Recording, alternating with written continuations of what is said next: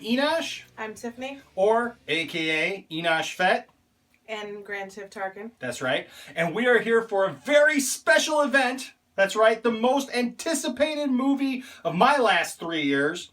We are here to do our review of Star Wars Episode 7, The Force Awakens. Tell you what, I have been itching to do this. I've even had people ask, are you going to do a review? We've seen your videos at the movies and all that stuff. And you know what? The only reason we waited was because, well, people... I still know people who haven't seen this movie. I don't get it, but they still haven't seen the movie. So I figure, you know what? It's been a week now. We are going to review the movie. We've seen it 4 times already. We've seen it 4 times. See it once. That's right. Once in IMAX 3D. I even broke my cardinal rule of not liking 3D movies to go see this movie. She likes 3D. I don't. But anyways, that's okay. The thing is we have seen the movie now 4 times. And we are ready to share with you. A lot of you saw our reaction video just from the trailer. We are super excited still about Star Wars. I have people coming up to me still asking me, are you done now? Are you done with being excited? No! It's Star Wars, gosh darn it. We're going to enjoy this. I'll tell you what, we're just going to ride this out because next year we get another Star Wars movie. And the year after that we get a Star Wars movie. And the year after that we get a Star Wars movie. Into the history of forever. Oh, so if you're sick of Star Wars, I'm sorry. But we're not. Every year. No, as you can see, the lovely Grand Tiff Tarken here is wearing her Star Wars garb for our video. My Vader earrings and my R2 necklace. Yes, she's the real deal, ladies and gentlemen. So we're just going to talk about the movie. We're going to talk about some of the things we like, some of the things we don't like, some of the characters, and we're just going to jump right into it. So, Tiffany? Yes.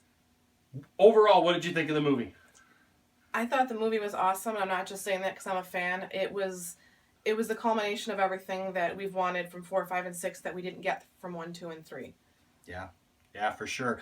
I know, I walked into this movie not wanting to be the fan, I know a lot of people were like, oh, you would just like it anyways because it was a Star Wars movie.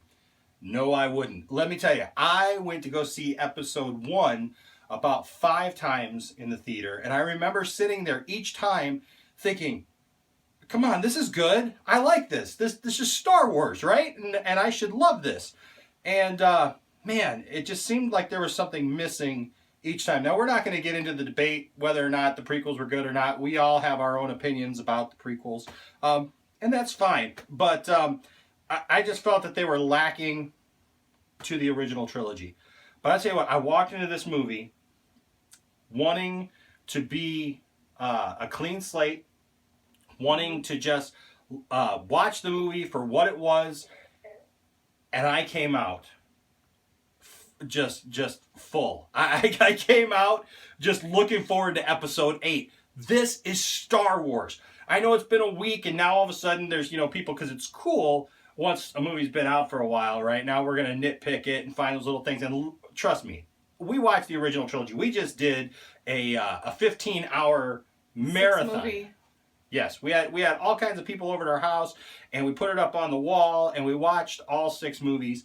In one day. And let me tell you something. There is something about each Star Wars movie that, yeah, if you really want to go through it with a fine-tooth comb and be like, this doesn't match up here. But that's any movie. Or I don't like it. But that's any movie.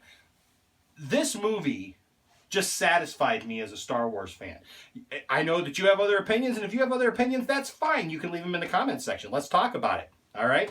But for me, this movie brought back my childhood. I felt that, yes, there was a lot of callbacks to things that had been in other movies, especially A New Hope. But that was okay with me because even the things that they did that were the same, and I'm aware of that, yes, they still had their own spin on it. But it also brought back the nostalgia because they played on that and brought that back.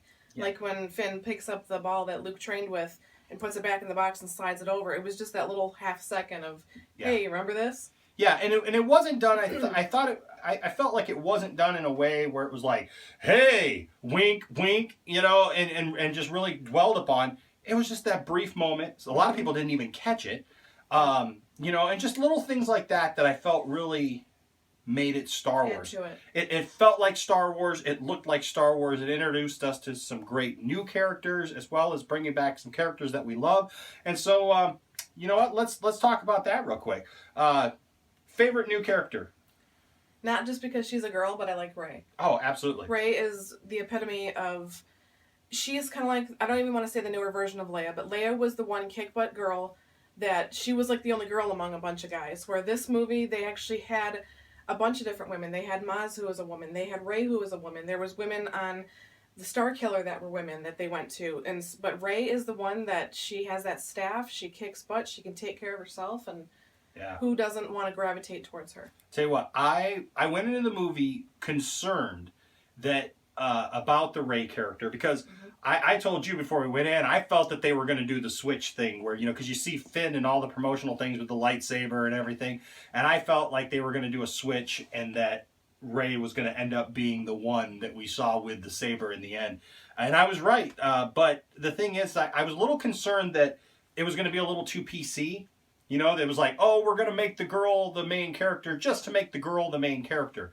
But I didn't feel that way coming out. I felt that she was legitimate. Daisy Ridley, man, she just knocked it out of the park. She was the true star of this movie for me. And for age, she carried this celebrity and carried this movie well. Yeah, and what I loved was that, even though there were new characters and new actors, and Daisy Ridley hadn't even been in much, she's only been. Her breakout. Yeah, this is like her breakout thing. And one of the sad things about the prequels for me is there's a lot of great actors in the prequels, a lot of wonderful actors that we've seen in other things that have won awards and things like. But unfortunately, because of the situation, their performances were geared towards this wooden kind of thing, and we didn't get the best out of them. Yep. And so what I loved about this was Daisy, even in those scenes where it's just her. I mean, just her. She just knocked it out of the park. She was wonderful to watch. She's a beautiful young lady. But man, she could hold her own. I loved the scene where Finn is watching her from afar and watches the two guys come try to take BB-8 from her, and he thinks he's going to go save her, and you kind of think you're going to have that moment. And she's just like kicks butt, man, knocks the two guys right on their butt. And I love the look on Finn's face when he's just like, oh, well, she doesn't need my help. Did you see that? So that was great. I have to say, Rey is probably my favorite character. I love how she developed.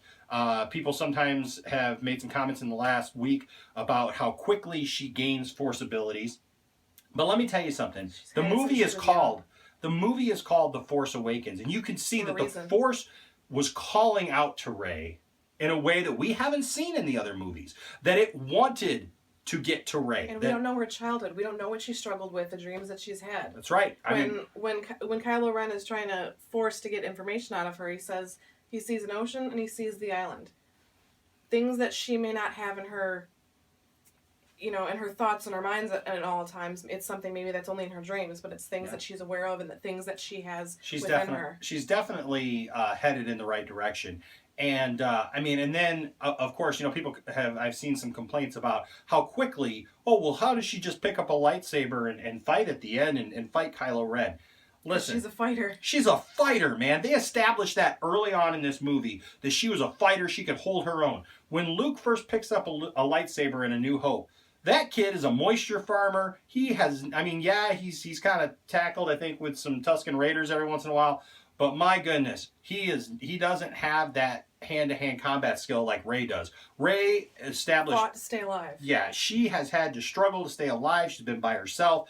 And I think that's part of it, where she's fighting on instinct, on trying to just stay alive. And then also, by the end, we can skip to this part, but at the end there where she's fighting Kylo Ren, he's injured. They established well ahead of time that the crossbow that Chewie uses, man, it blows up an entire sand pit and blows a couple stormtroopers flying and everything. And that hit just him out of anger. And Chewie, shot him right in the side, right in the hip or whatever. And I love how he's banging on his hip. He's hurting. He's bleeding out. If he doesn't get medical attention, he's probably going to die. So Kylo Ren is not at his full potential either. He's frustrated. He's still kicking butt, but he's all over the place because he doesn't know how to hone in the skill. Yeah, because he's not Darth Vader. He is trying to become that, but he's not that yet. And so I love to see that part of it. It was great. But that's what Rey is fighting. And then she actually taps into the Force at the end, and she does even better. She hones into it and uses her skills and the fact that he's injured to overcome him. And I personally thought that was great. It made total sense to me. And I love it. Not because I'm a fanboy, because I know how to look at something critical in Star Wars. but simply because I got it and I loved it. So let's move on. Speaking of Kylo Ren, loved Kylo Ren. Yes. I have no issues with Kylo Ren. I thought it was great that they showed. Yes, you know what? He's got an attitude. He finds it hard to deal with when he doesn't get his way. Mm-hmm. You know, kind of like Anakin. But he didn't come across as whiny and just, you don't want to watch him because he's so whiny and cranky. But he came across, it showed, if anything, his immaturity, that he is not on the level that Vader was. When he gets frustrated and he gets the bad news, he takes out his saber and he cuts up the entire wall that he's in front of and then says, do you have any more questions or any other things going on?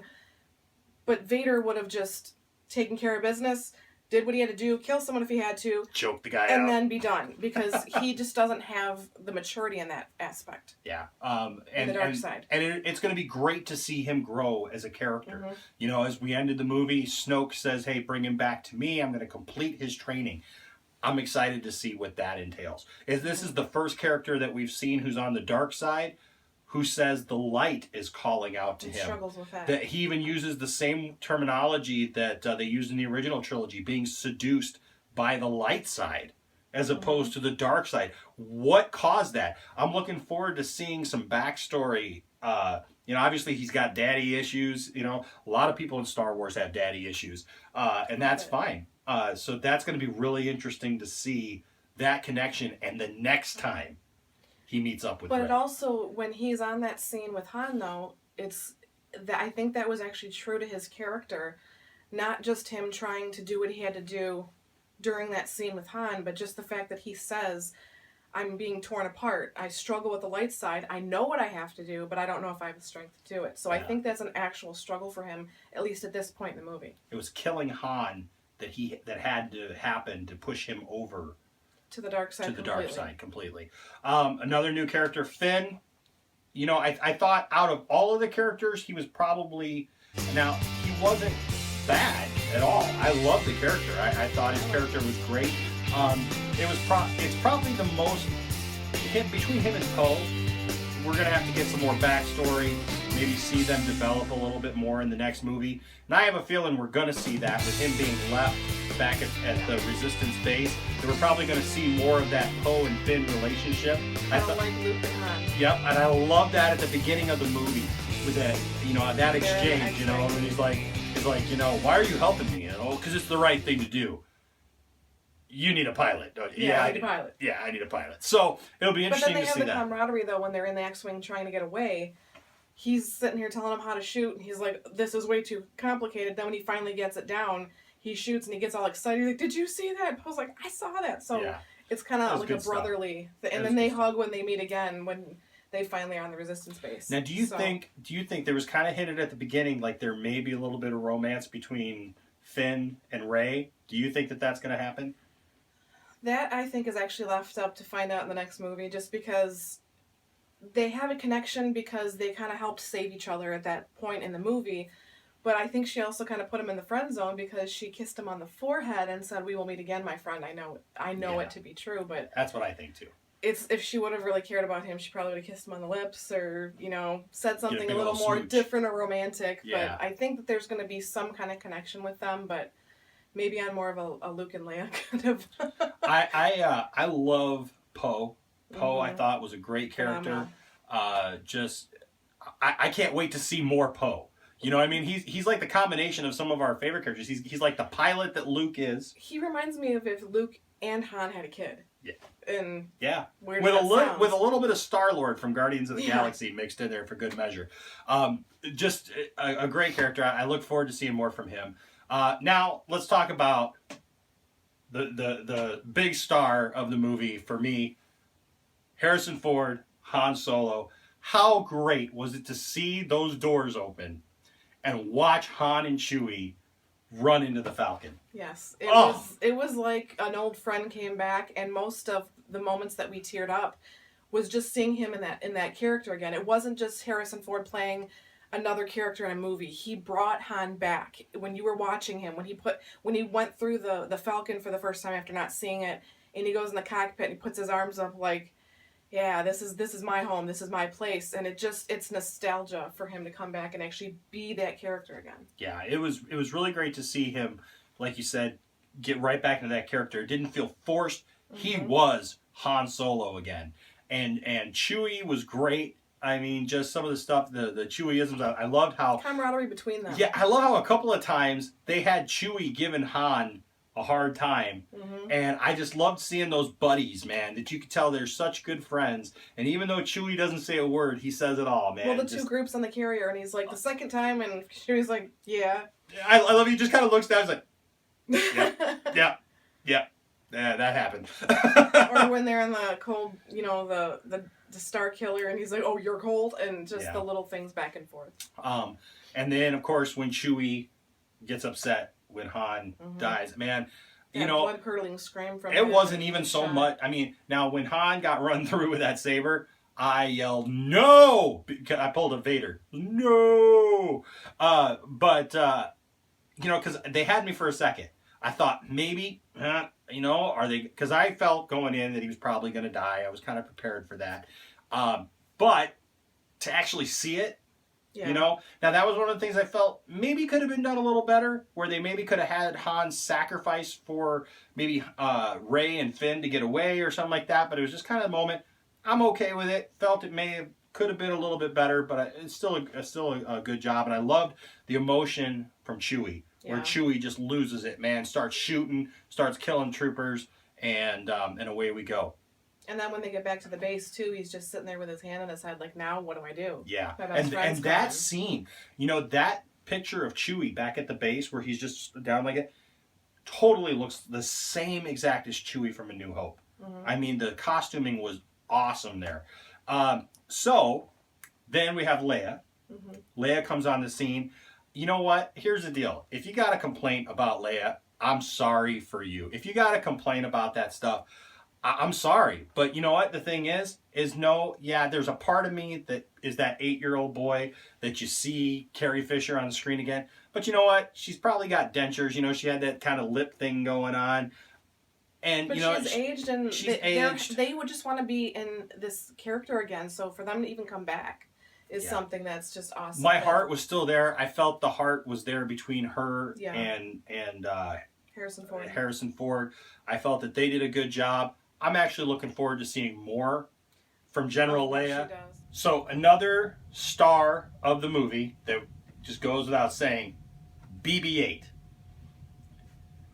What a cute little droid. What did you think of BB-8? I thought he was adorable from the very beginning when he comes up to the screen and he's looking before we find out that he's Poe's droid, but I think that for him being just literally a ball with a little piece that moves on top, he showed a lot of emotion. I'm not saying that it takes away from anything that R2 ever did, but when you see the reflection of the explosion and then he kind of goes and drops his head because he thinks that something happened to Poe. When he's upset when he finds the jacket and he realizes he didn't make it, he puts his head down. When he puts the thumbs up with the little lighter, it's just, for a little tiny robot, he showed a lot of emotion, and I thought it was adorable, and he is very, very cute and a great addition to the droids. For as much promo as they did for BB-8, I was concerned that it was going to be really kid-like and cheesy, Disney-like, but man, what a great character. For not saying a word, he was awesome. Adorable. Now, on the other end of that spectrum was a character that kind of let us down a little bit. You want to share with your...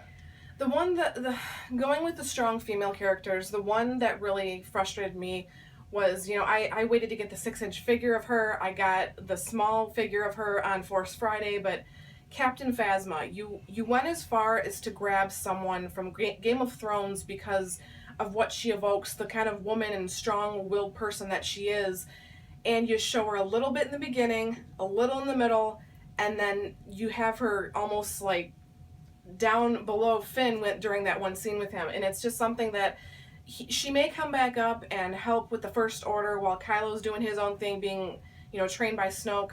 Maybe she'll be in lead of that with Hux, but I understand if you have to have a little bit of screen time because of all the people you got to get in the first movie, but I felt that she was underutilized, and I wish there would have been a little more for her, or at least kind of still kept her attitude and her statue, or her, where she is besides what she did at the end with Finn. Well, and that's the thing, man.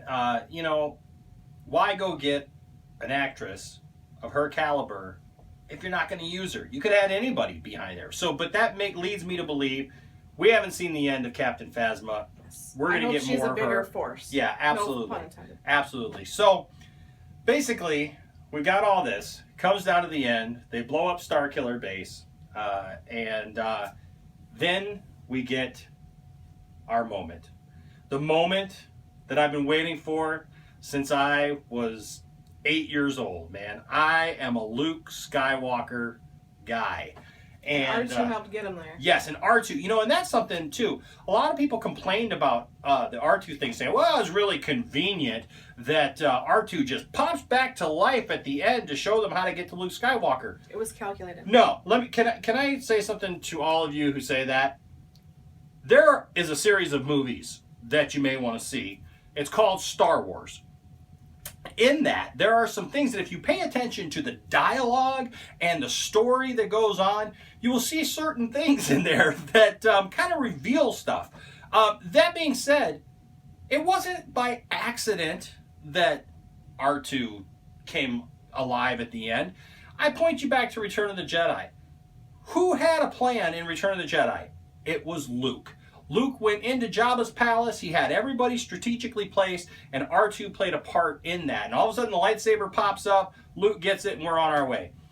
The thing about this is if you're Luke Skywalker and you're going into seclusion and you don't want anybody to know where you are, but there your favorite droid is, right? And he's going to stay,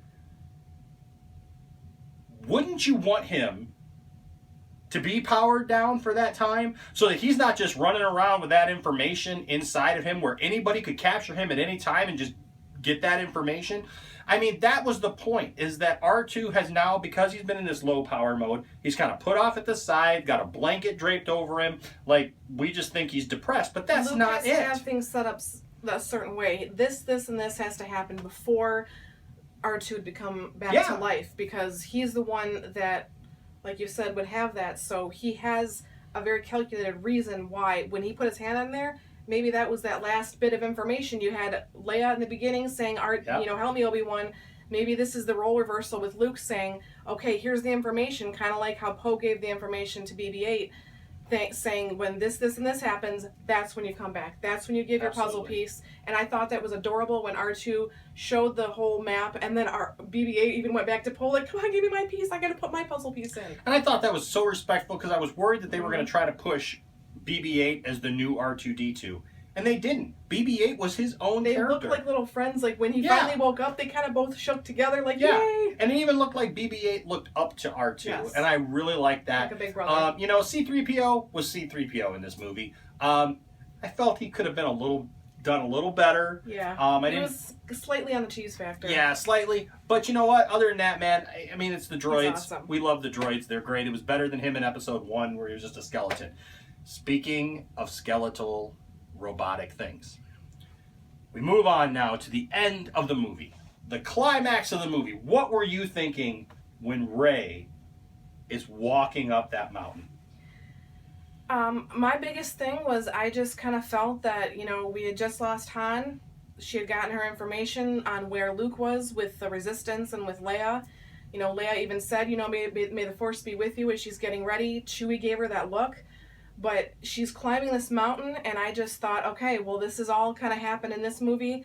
She's got Chewie, she's got R2, they got the Falcon. It was nostalgic and made me tear up again because Han wasn't driving it, but she's now the new pilot, and I thought this is the next journey, that this must be where they're setting it up to take off for episode 8. So it was kind of one of those things, like it was like a weird way to say a montage. It was kind of like her way of montage! Getting ready to get up to the top of the mountain to foreshadow what's going to happen in the next movie. Yeah, as she was walking up the mountain, there was one thing that just popped in my brain, and I realized at that moment, dang, the movie's almost over. Like, everything's already happened. They were just going to reveal Luke Skywalker. And I was really happy with that. I waited since I was 8 years old, 30-some-odd years, 31 years, to see Luke Skywalker not say a word, but to just remove his cloak thing and show look his at her. Jedi beard. Yes, and because you're not a Jedi unless you have a beard. Yes, apparently. So, but here's the thing. That scene, so much power in the scene. You have talked about Rey's look. I didn't notice it the first time because I was just blown away as, oh my gosh, this is Star Wars, and I'm trying to take it all in one movie in 2 hours. But the third and fourth time, I actually told him in IMAX that when she's up in the mountain, he turns around, he reveals that it's him. He's giving her this look like he's seen her before. I think it's because it's his daughter, and he's seeing her for the first time grown up.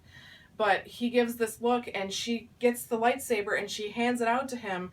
And she's almost teary-eyed. You could see the glistening in her eyes. And then in 1 second, she straightens up like, no, I'm going to be strong for this. Yeah. And I want to know why. I think that sets it up for whatever relationship they have there between them, for her to tear up. Maybe it is because she knows who it is finally. It's her dad or whoever it is. And she straightens up like, no, I got to be strong. Here's your dad. Here's your lightsaber, Dad. Take it. Only 2 parts of that didn't really resonate with me. One, the big one, I do not like that Terminator skeletal hand thing. I didn't like it when we saw it in episode 2 with Anakin. I liked the plated one where it shows in the flashback that Rey has of him and R2. I like that. I was fine with that. If he's not going to have a regular hand, I like that. That whole skeletal robot metal thing, to me, it's not practical. To me, I wouldn't like it. I wouldn't like to have that. I think it's more of the fact that he's on an island by himself, no one else, sitting in his robes. I don't think he cares what's on his hand. Maybe now that she's here, he'll put his glove back on. Who knows? Well, maybe she'll say, the hand's kind of creeping me out. Maybe you should... but you know what? He's living on an island by himself, so I don't think he cares what he looks like. Exactly. But it was still awesome because it was Luke Skywalker in a Star Wars movie again. Yeah. Okay. So we get that, and then they set him up in the. And then the other little thing is really big. Yeah. Then the other little thing is when they're looking back and forth, and they keep going like Rey, then Luke, then Rey, then back to Luke, and Luke does that whole. That was a little over the top for me. Because when you have no words, you have to portray it some way. Yeah. So. It's one of those things that if it happened in real life, that stuff doesn't happen in real life. If I see you on top of a mountain and I'm like, hey, I got your lightsaber, and you turn around and go, oh, that's nice. Either, who are you? Or, hey, I know who you are. You have my lightsaber. Conversation happens, but not in a movie, obviously. It's all this build-up and... Because how will you now ask all these questions to be answered in the 8th movie? I'm going to stare at you for 3 minutes. But it sets him up to be a main character in a big force. Oh, cannot wait to see what happens in episode 8. And listen here, like I said, we get a Star Wars movie every year now. Until forever. It's awesome. So, Tiffany, we come down to this. Star Wars, The Force Awakens. What do you give it, 1 through 5? 5 is the only thing. 5 is what I give it because it is beyond awesome. We wouldn't have seen it 4 times and want to see it 4 more times unless we loved the movie. It's something that it makes you laugh, it makes you cry, it makes you everything in between. Yes. Seeing it the 4th time, I caught myself already repeating lines because I've seen it because I just love those lines. And just everything that's gone on, it just makes me happy and excited, and I can't wait to get it on Blu-ray to pause certain spots and be like, that's what that is, because I can't do that watching it in public. Yes. And for me, ladies and gentlemen, I will just say this. It was awesome! It was awesome! I cried, I laughed, the humor in this thing was awesome. My mind was completely blown. If you went to go see Star Wars The Force Awakens and you didn't like it and you got some major complaints, I mean, we can nitpick everything to death. But if you got major complaints and I see some poster like, Disney ruined Star Wars and the JJ did a horrible job and they destroyed Star Wars, you are out of your mind, okay? And if you disagree with me, that's fine. Leave it in the comment section then, okay? Tell me how you think JJ or Disney ruined Star Wars. Because this movie was Star Wars through and through. And I can debunk anything that you try to throw at me and say, oh, it wasn't Star Wars, or you copied too much. It was Star Wars and it was awesome. And 5 is not enough to give this movie. Period. If you have any other comments, questions, or points of rebuttal, you can leave those below. Because if you have any ideas of who is Rey's parents, she said she's waiting for her family. What is the story with Maz Kanata? How did she get that lightsaber ages ago? What do you think is going to be happening next with Luke? All the things that people said they like, they don't like. Yes. Leave your comments below and let us know, and we can have a friendly debate. Yes, we can. Or not so friendly if you tick me off. Oh, hold back that dark side. All right. Anyways, ladies and gentlemen, that is our review of Star Wars The Force Awakens. Thank you for joining with us. Remember, like she said, leave a comment, like this video, share this video, and of course, subscribe to the channel for more cool stuff. And I guess that's about it. I don't know what to say, man. It's Star Wars. It's back. You riled them it's up, awesome. man. You the Force Awakens again. I'm all flushed now. I can feel it. I don't know what I'm going to do with myself. Anyways, ladies and gentlemen, until next time, I am Enosh, a.k.a. Enoshfett. I am Tiffany, or Grand Tiff Tarken. And we will see you next time on Spoiled.